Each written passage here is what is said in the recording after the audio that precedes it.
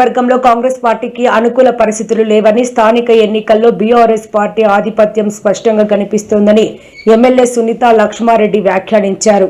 గురువారం మండలంలోని గోమారం గ్రామంలో ఎమ్మెల్యే సునీత లక్ష్మారెడ్డి విలేకరుల సమావేశంలో మాట్లాడారు. ఎన్నికల ప్రచారం సందర్భంగా ప్రజలు తమతో మాట్లాడిన తీరు చూస్తే కేసీఆర్ నాయకత్వంలో జరిగిన అభివృద్ధిని వారు మర్చిపోలేదని ఆమె అన్నారు. నమస్కారాలు తెలియజేస్తూ మరి ఈరోజు నియోజకవర్గానికి సంబంధించి మెజారిటీ స్థానాలు మరి బీఆర్ఎస్ పార్టీ కైవసం చేసుకోవడం జరిగింది.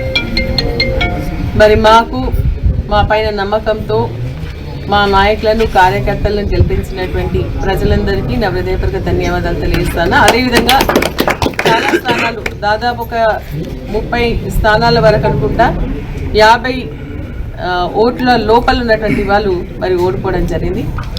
మరి ఓడిపోయినా సరే ప్రజల అభిమానం మా పైన ఉంది కాబట్టి తక్కువ ఓటు సమోటైనా ప్రజల అభిమానం ఉండి బీఆర్ఎస్ పార్టీకి ఓటేసినటువంటి ప్రతి ఒక్కరికి కూడా మా ధన్యవాదాలు తెలియజేస్తా ఉన్నాం.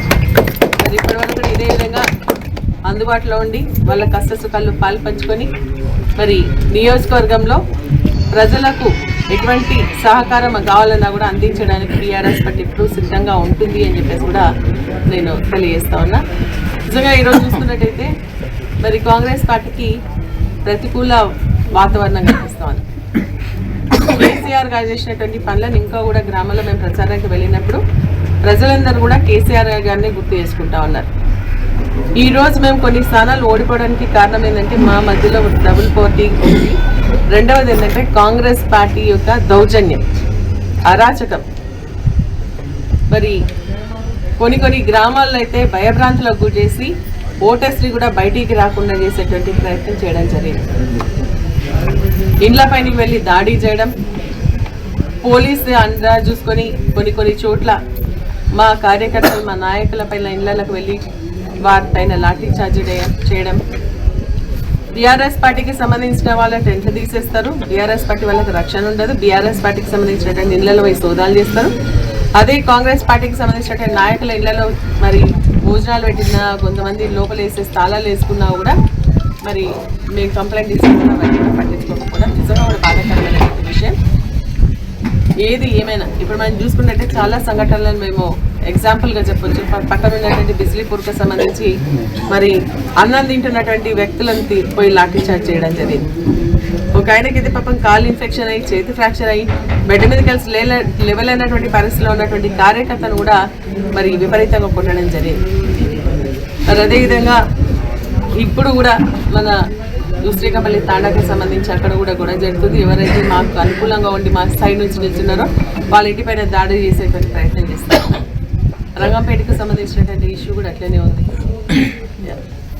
అప్పాజిపల్లికి సంబంధించి కూడా అంతే. మా మీటింగ్స్కి రాకుండా వాళ్ళని మరి దిగ్బంధం చేసి వాళ్ళ ఇంట్లో ఉంచుకోవడం జరిగింది.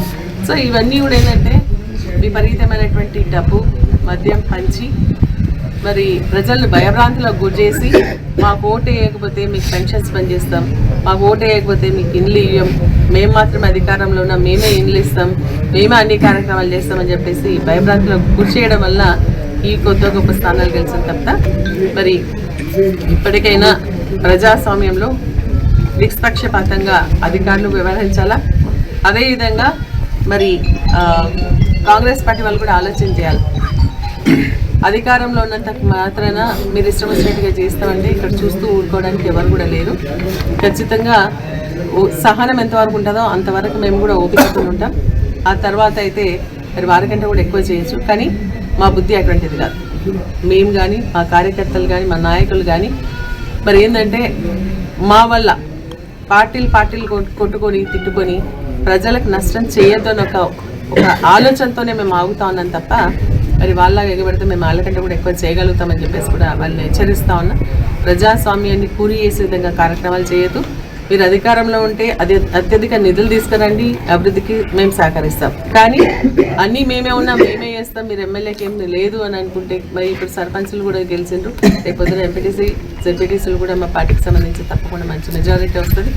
మరి ఈ సిస్టంలో పోతే అందరికీ మంచిది, లేకుంటే మేము కూడా మరి చూస్తూ ఊరుకోమని చెప్పేసి కూడా మేము హెచ్చరిస్తాను. మొన్న రెడ్డిపల్లి ఆంజనేయులకు సంబంధించినటువంటి డీసీసీ అధ్యక్షుడు స్వయంగా డబ్బులు పంచుతూ మరి మా వాళ్ళని వెంబడిస్తే పారిపోయినటువంటి సందర్భాన్ని కూడా నేను ఒకసారి గుర్తు చేస్తున్నాను.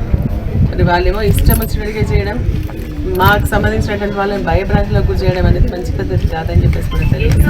ఏది ఏమైనా ఈరోజు ప్రజలు మంచి తీర్పు ఇచ్చిండ్రు.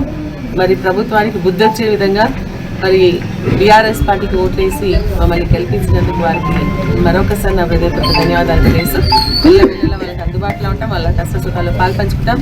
ఎక్కడ ఏ మా కార్యకర్తకు నాయకులు అంటలేదు, ఎక్కడ ఏ ప్రజానికి సంబంధించి ప్రజానికానికి ఇబ్బంది ఉన్నా కూడా అక్కడ బీఆర్ఎస్ పార్టీ కార్యకర్తల నాయకులు మేమందరం కూడా ఉంటాం, వారికి ధైర్యంగా ఉంటాం, అండగా ఉంటాం. ప్రభుత్వం నుంచి తీసుకొచ్చే దాంట్లో తప్పకుండా పోరాటం చేస్తూనే ఉంటామని చెప్పేసి కూడా ఈ సందర్భంగా తెలియజేస్తాను. జై తెలంగాణ. చిన్నసారి మర్చిపోయినా